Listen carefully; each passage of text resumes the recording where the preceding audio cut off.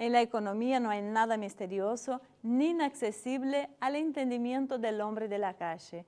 Si hay un misterio, reside él en el oculto propósito que puede perseguir el economista, que no es otro que la disimulación del interés concreto a que sirve.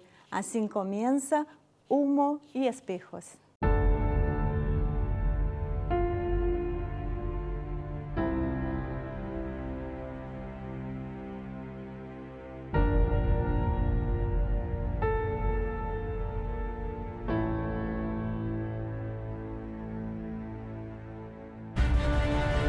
El farmacéutico es uno de los lobbies más influyentes del mundo. 应对挑战，力行力量，破解难题。 Конечно, должны работать кооперативно, должны... Las farmacéuticas tienen demasiado poder. Avecina una gran guerra entre la realidad virtual y la realidad aumentada.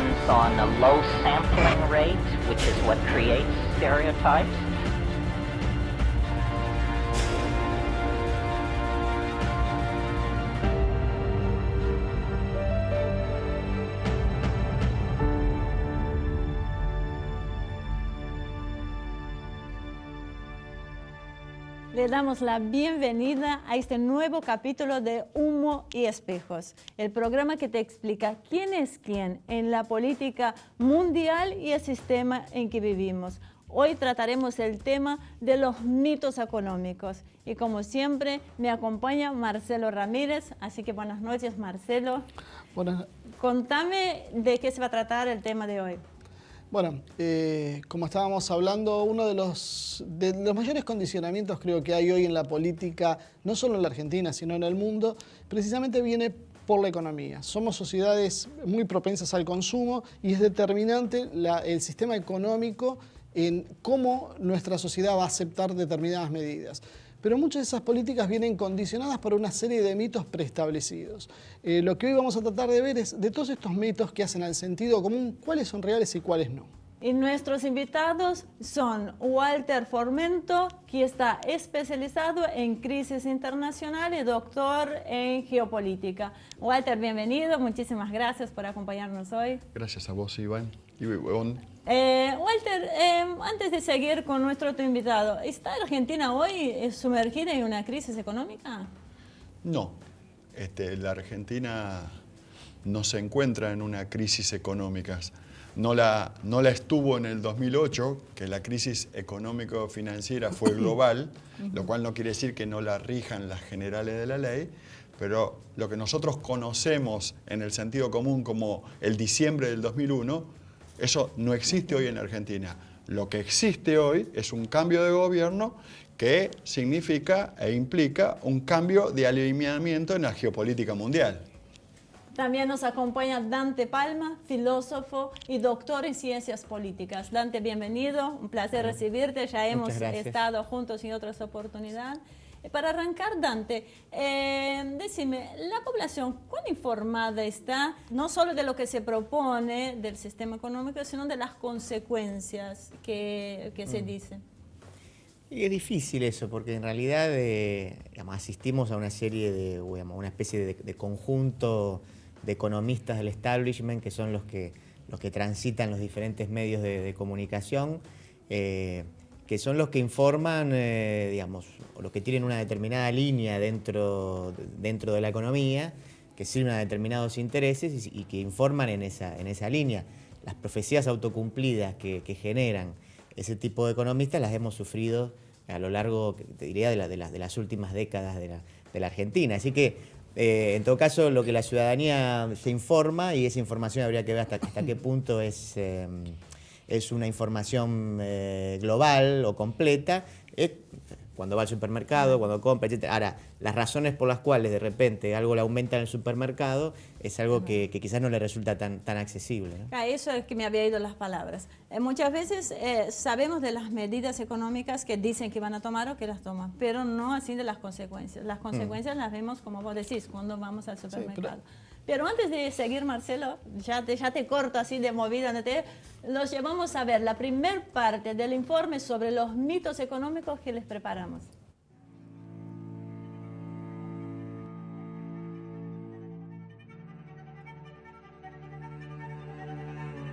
La economía es a menudo presentada al gran público como una ciencia únicamente entendible y opinable por los expertos en la materia, acompañándola generalmente de una fraseología hermética para los no iniciados, rebosante de un lenguaje técnico cuyo objetivo principal parecería ser no solo satisfacer el ego del experto economista, sino además el desalentar al no iniciado.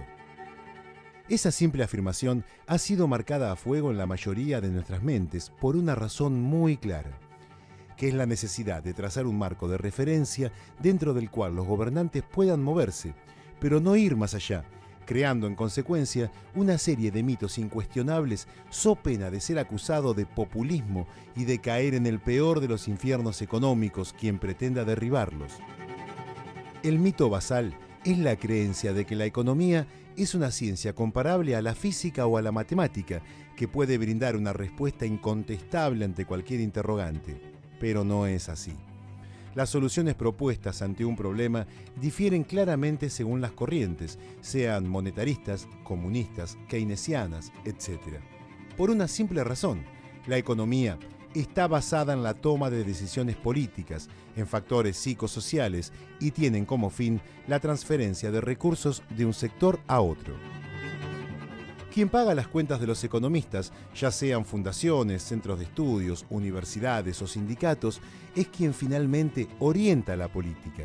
Si una fundación recibe aportes de una corporación multinacional, los resultados de sus análisis y las consecuencias propuestas de toma de decisiones serán favorables a los intereses de esa misma corporación que la financia.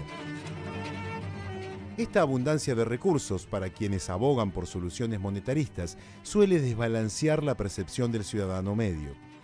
Quienes desafían la ortodoxia son acusados de promover políticas irreales, absurdas, impracticables o bien pasadas de moda. Un segundo mito en importancia por sus consecuencias es la inflación, tomada como la causa de todos los males, porque impide planificar inversiones, afectando a los que menos tienen, que dependen de ingresos fijos.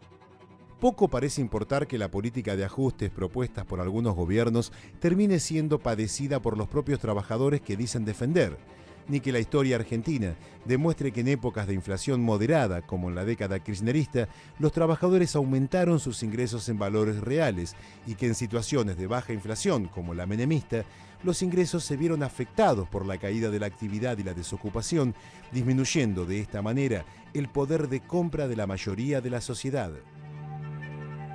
Íntimamente relacionado con la inflación se encuentra el mito del déficit fiscal, que al compensarse con una emisión monetaria produce la suba de precios.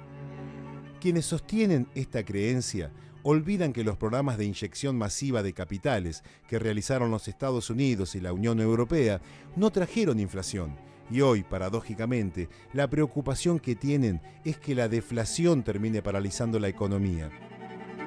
Japón resulta otra muestra de lo mismo. Para salir de la recesión que arrastra al país desde hace 2 décadas, el primer ministro Shinzo Abe ha realizado un programa de expansión monetaria que no ha podido generar la mínima inflación buscada y poner en marcha la tan ansiada reactivación. Las causas de la inflación pueden estar relacionadas con hechos políticos como la caída de un gobierno, una guerra, la concentración económica con pocos formadores de precios, la presión de empresas extranjeras para girar ganancias a sus metrópolis o algún tipo de situación catastrófica no habitual. Resumiendo, las causas de la inflación son un conjunto de situaciones complejas y combinadas, y no un único factor. Muy cercano a este mito, encontramos el que dice que el valor de un producto o servicio refleja el costo real del mismo con una ganancia razonable. La experiencia indica que el valor de una mercancía está más bien sujeto a lo que un cliente está dispuesto a pagar por ella y no al costo de la misma. El criterio de fijación de precios de las empresas en la Argentina, por ejemplo, es subir el valor del producto o servicio hasta que se produzca una caída significativa en las ventas. Luego de ello, contenerlo hasta recuperar ventas, obteniendo en consecuencia el mayor beneficio sin guardar relación alguna con el costo de producción.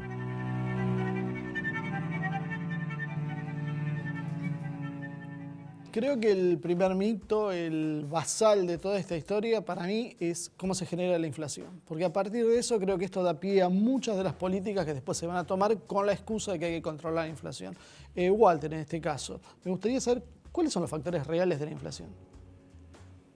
Los factores reales de la inflación aparecen así como mito, que tiene que ver con el hecho de que cuando existe suficiente cantidad de dinero para comprar, los dueños de los productos suben los precios de tal manera de captar la mayor cantidad de dinero posible. Eso no es verdad.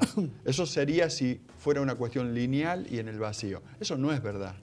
Lo cierto es que hay una multiplicidad de pequeños empresarios y actores que producen, y dentro de esa situación de muchos productores de cosas, hay algunos que son estratégicos, formadores de precios. Entonces, en una situación de un proyecto industrialista, cuando se produce la fortaleza del mercado interior, estos sectores tienen la capacidad de imponer una suba de precio de su producto que es intermedio en la cadena y quedarse y maximizar la cantidad de ganancias. En los 90, que el proyecto no era industrialista, sino exportador, agroexportador, esto lo hacían los productores de alimentos. Dante, en el video vimos que se habló de que la economía no es una ciencia como la física, que se puede predecir un comportamiento, ¿no? O sea, ¿hay diferentes soluciones para un mismo problema? Me parece que esa es la clave del informe, o sea, y es la clave, el gran mito, si quiere, de la economía. O sea, presentarla como si fuera una ciencia dura, con la fuerza que tiene una ciencia dura, ciencia que describiría una serie de leyes que serían naturales, como las leyes de la física, así como la ley de gravedad.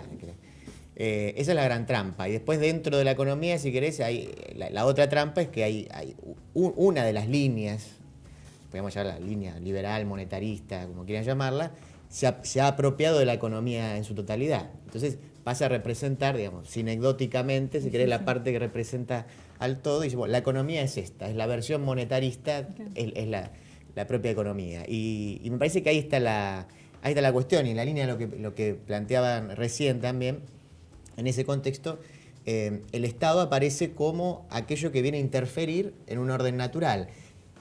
Paradójicamente es casi una visión premoderna, porque en realidad la ciencia a partir de la modernidad es una ciencia instrumental en la cual el hombre puede intervenir en la naturaleza y modificarla, pero acá es al revés, digamos. Acá no hay que tocar nada. No hay cualquier interferencia, sea del hombre, sea del Estado, afectaría esas reglas naturales. Es el otro de los grandes mitos, la mano invisible del mercado. Exacto. Y que, bueno, cuando alguien no planifica, si el Estado no planifica, alguien va a ocupar ese papel. ¿Quiénes son los que planifican entonces? Bueno, de 1991 al 2001, los grandes planificadores, es decir, el dueño de la mano invisible era Cavallo. Y detrás de Cavallo, los grandes bancos y las grandes transnacionales que presentes en el mundo, digamos, todavía no llamado, digamos, emergente, pero esa era la mano invisible. Es decir, se dice invisible para que nadie busque quién está detrás, digamos, de la acción. Ahora, no hay ninguna invisibilidad, es totalmente visible, incluso está mucho más cercano a lo que nosotros creemos. Ahora, el Estado, a partir del 2003, intentó poner un freno a esta historia, pero ahí empezaron a jugar los medios de comunicación que crearon un sentido común que te dice que tienen razón estos economistas. Claro. Lo que pasa es que, perdón que interrumpa, las medidas económicas no deberían ser decisiones políticas. O sea, ¿no debería ir por lo menos de las manos? Es que siempre toda decisión económica es una decisión de política económica. Siempre es economía política, nunca va sola. Lo que pasa es que cuando uno dice economía, está tratando también de ocultar el ámbito político y estratégico de lo que está sucediendo. Entonces, siempre el Estado reprime y potencia. Reprime y potencia actores distintos. Por eso no hay ciencia, como dice Dante, sino lo que hay es puja de intereses, conflicto de intereses, enfrentamiento de intereses y conformación de fuerzas sociales a partir de que los actores se organizan, se coaligan, arman alianzas, en términos de beneficiar la vida misma de su familia y de su proyecto. Dante, vos que estuviste trabajando en los medios, ¿cuál es la relación entre el poder económico y los medios? Porque el otro mito es, nosotros solamente apoyamos los programas que tienen éxito, tienen rating, entonces nosotros apostamos en esos programas, por eso hay programas que se ven y programas que no. Pero la realidad uno a veces ve que hay programas, hoy se está viendo mucho, radios, o como hablábamos antes del programa, que están teniendo mucho éxito y sin embargo no aparecen los auspiciantes o aparecen en menor medida que en otro. ¿Qué papel juegan los medios económicos en los medios de información? Sí, porque como decís vos, la decisión de un auspiciante de poner dinero o no en un programa, en muchos casos no es una decisión comercial, sino ideológica.